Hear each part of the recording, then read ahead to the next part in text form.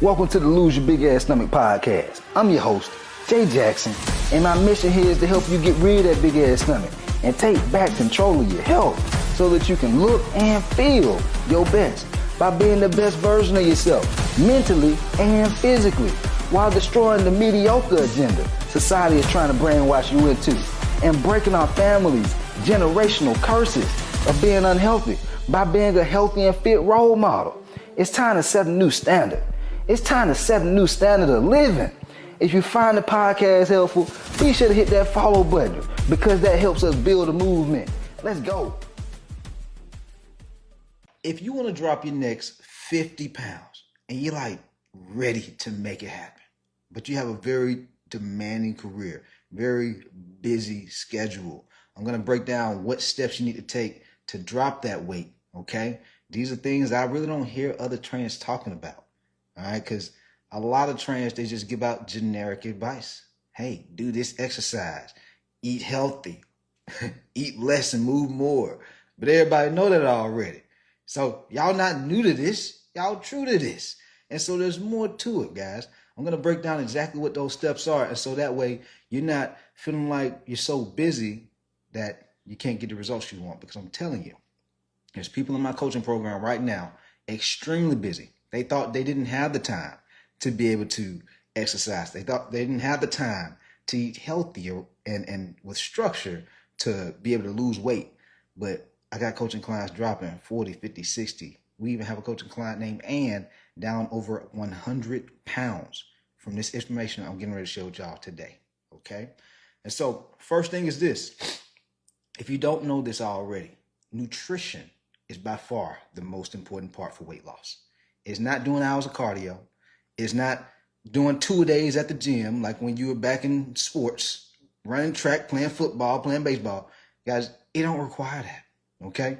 Most people think they need more willpower, more time, but in reality, they need more structure, more alignment.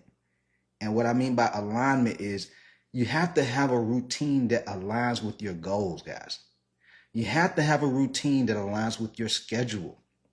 Think to yourself, the last time you did some workout plan or some meal plan probably started out good. You had all the best intention on sticking with it, but guess what happened? You fell off.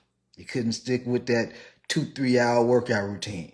You couldn't stick with that 5 to 7 day workout routine. You couldn't stick with the eat less than 1,000 calories a day meal plan. I'm telling you, that generic cookie cutter stuff, you get what you pay for. It's not going to work long term.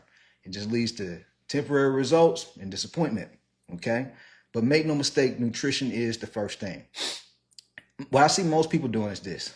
They're trying to like eat healthy, but they wonder why they can't lose weight. There's more to it than just eating healthy. You have to eat smart, guys, okay? There's a lot of people who eat healthy. There's vegans, vegetarians who eat healthy, but we all know somebody who's a vegan or a vegetarian and they overweight. They got that big old ass stomach. Yeah. We see them folks all the time. Some of y'all might be one of them folks. You know, everything's all fun and games until it land on you. You like, damn, he talking to me now. But anyway, we go keep it going. I'm about to give you some game though, so stick around. All right. So here's the thing. You could be eating healthy, but a lot of times I see people get bored. They're like, well, shoot, man, what if I want to go out to a business meeting? What if I'm traveling for work? I don't want to feel like I'm falling off. You know, they start off strong with these, healthy diets, and then life happens and they fall off. They feel disappointed. And then, a couple of months later, they look at themselves in the bathroom mirror. They're like, I got to get right, man. I can't keep living like this. Some of y'all, I'm talking to some of y'all. Y'all like, hey, he talking to me, man. He talking to me. But anyway, here's the shift that you got to make, because I help a lot of high earning, busy professional men and women, and you can't eat the same way as other people. Okay. You have to have flexibility with your eating routines because your demanding schedule pulls and turns you. All right. And so we do something called flexible nutrition, where I show you how to eat foods that you prefer to eat. Because guys, you can still eat foods that you prefer to eat. There's a lot of trainers that'll say, eating chicken is bad. Eating this fish right here is bad. Eating this vegetable right here is bad. There's no bad food, guys. There's no bad food. There's just food that have more value than others. That's it. There's certain foods that we can eat. You know, we can eat French fries. We can eat pizza. These foods that just don't have as much nutritional value, if any. They don't have any nutritional value. But then there's other foods that we could eat, like eggs, New York strip steak, wild caught sockeye salmon.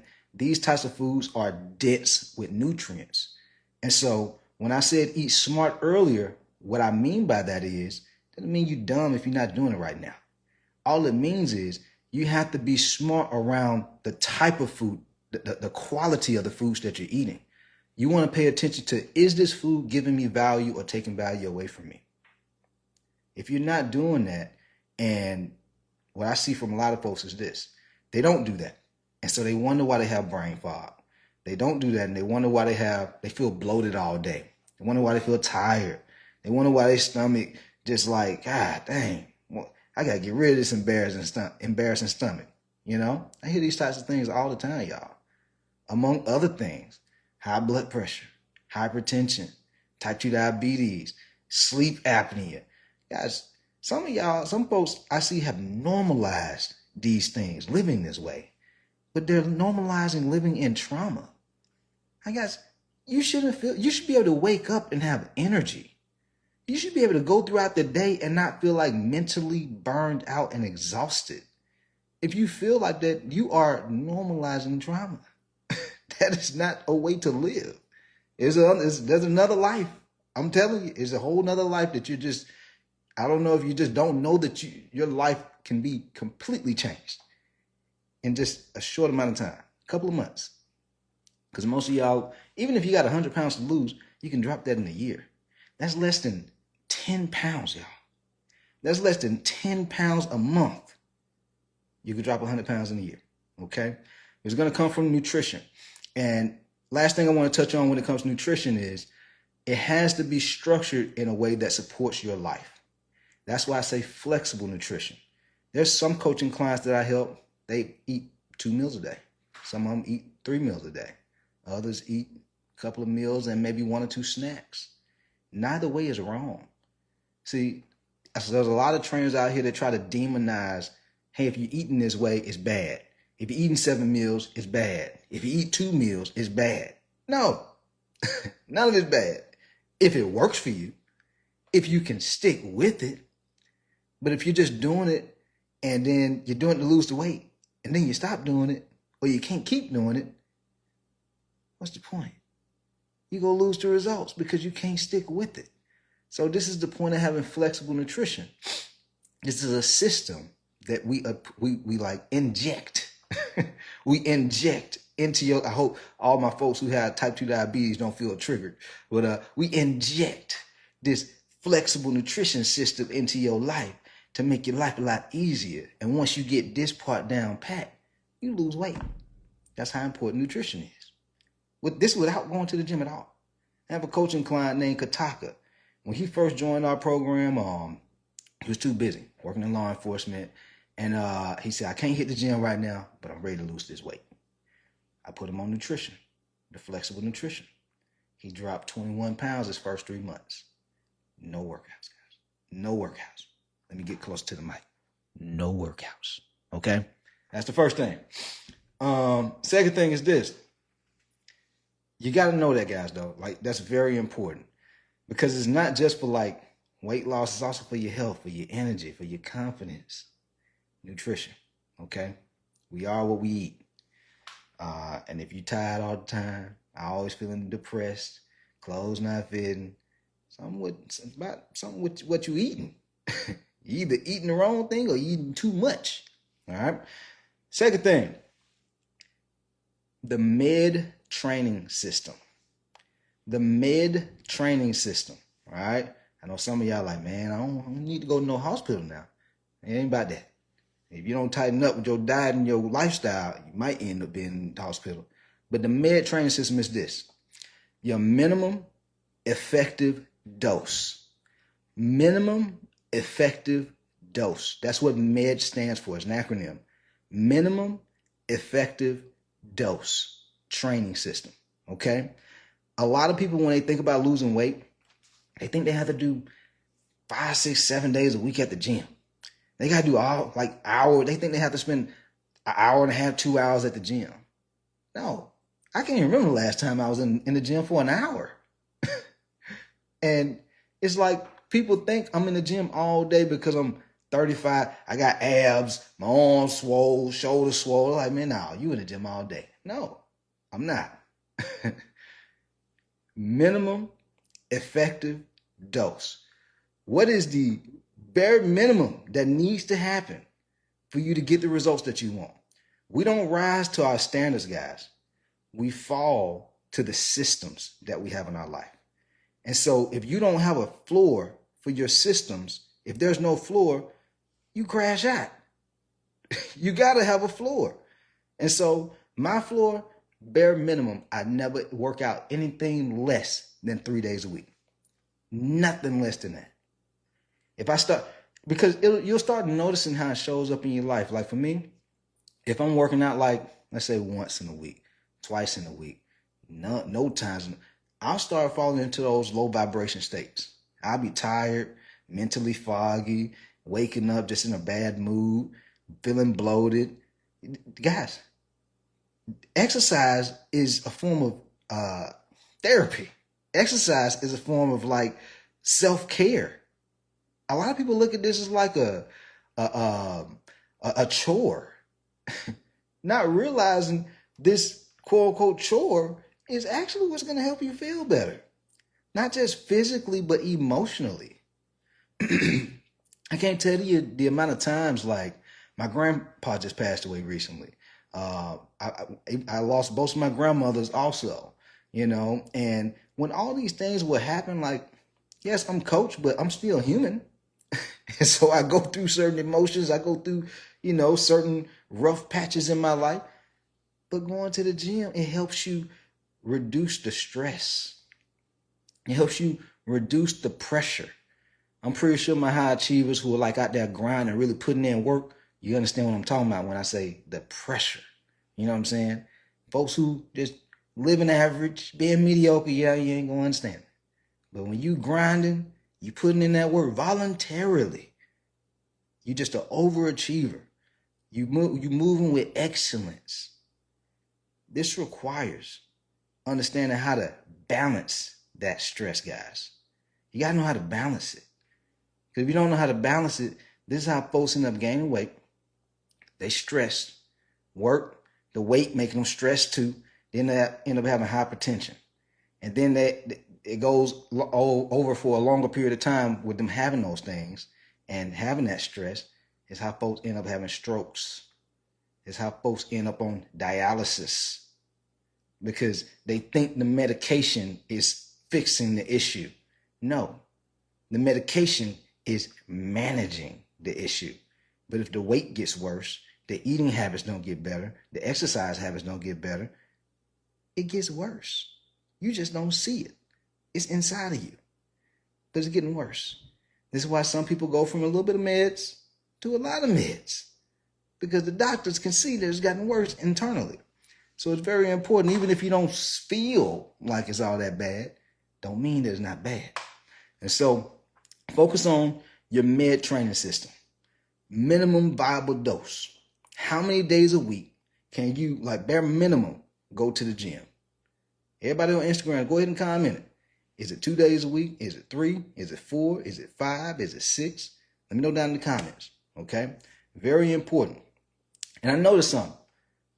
In my 16 plus years of coaching, the people who pay attention and engage, they get the best results.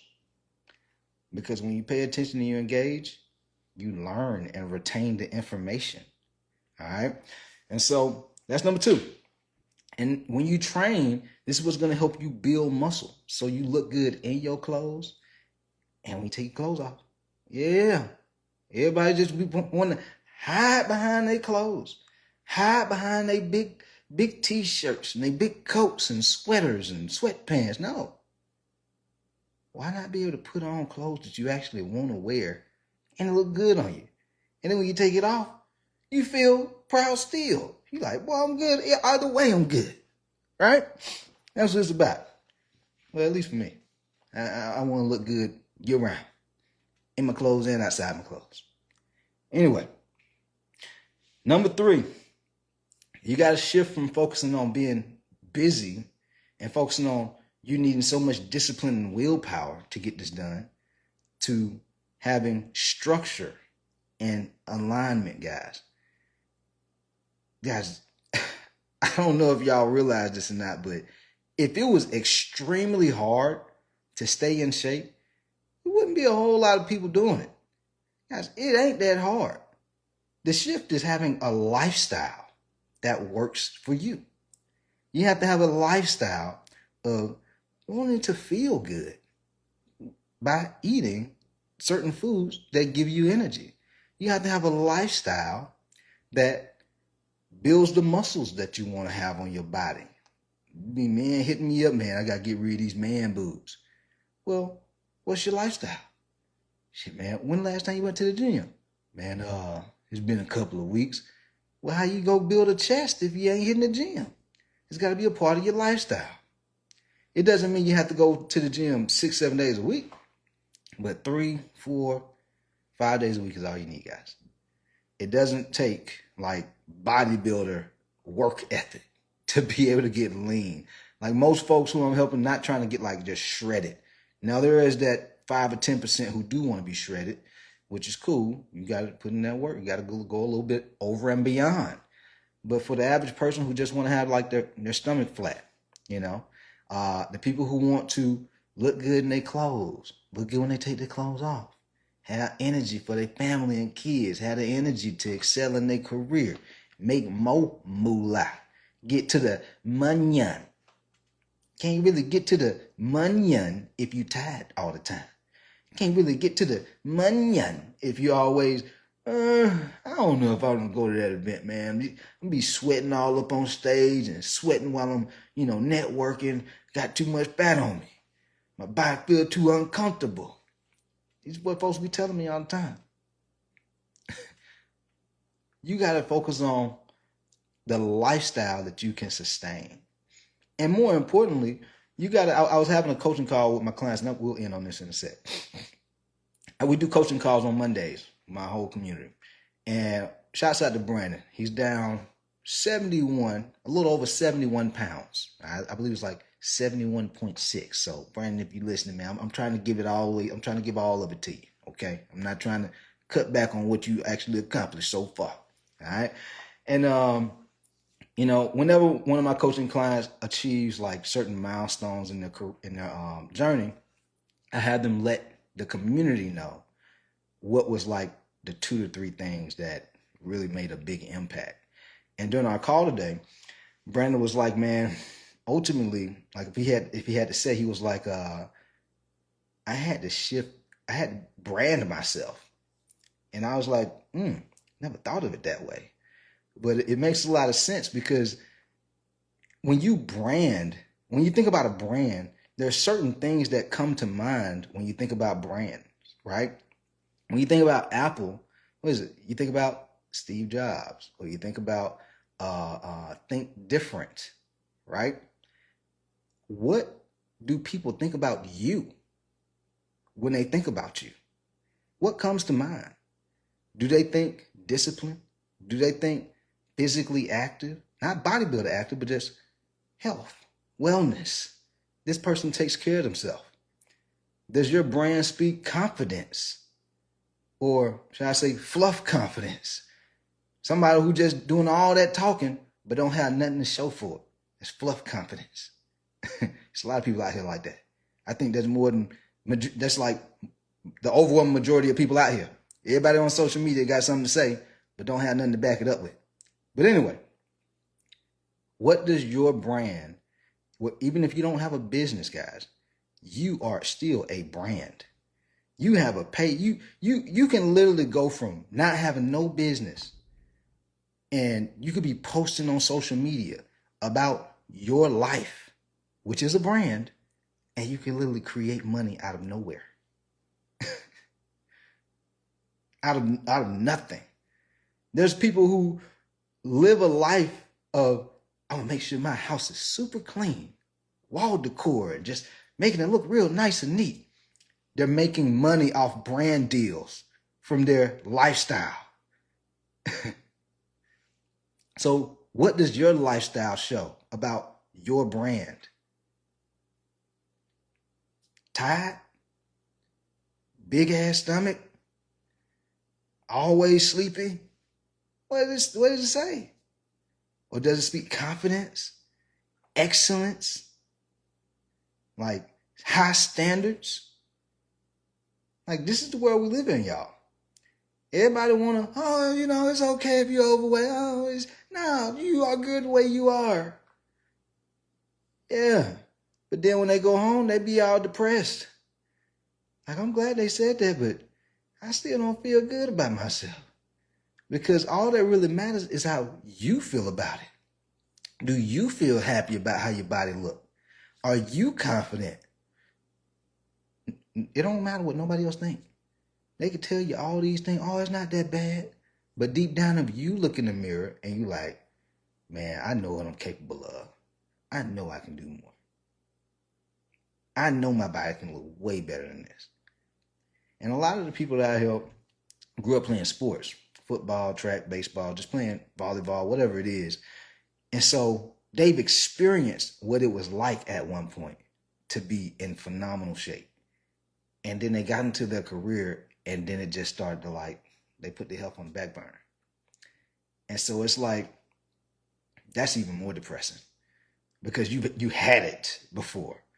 And it's like having millions at one point and then losing everything. Like, of course that person's going to fall into depression. Now, based on their standards and their identity, they may not stay there for very long because we all go through our rough patches, even me. But it just, I think so highly of myself, I don't sit in the pain. There's a lot of people, they just sit in it like a loser. Like, you just go sit in the pain. You just go get a reward for the pain. Get out of the pain. How do you get back to the top if you just sit in it? You got to keep moving. Don't just sit in hell. Get through it and get to heaven. Get to the other side. But at the end of the day, guys, this is a lifestyle. The people who are successful in my program with dropping a significant amount of weight, it's not just about weight loss. It's not just about losing belly fat. It's about becoming the version of themselves that they know they're meant to be. Lean, fit, healthy, full of energy, full of confidence.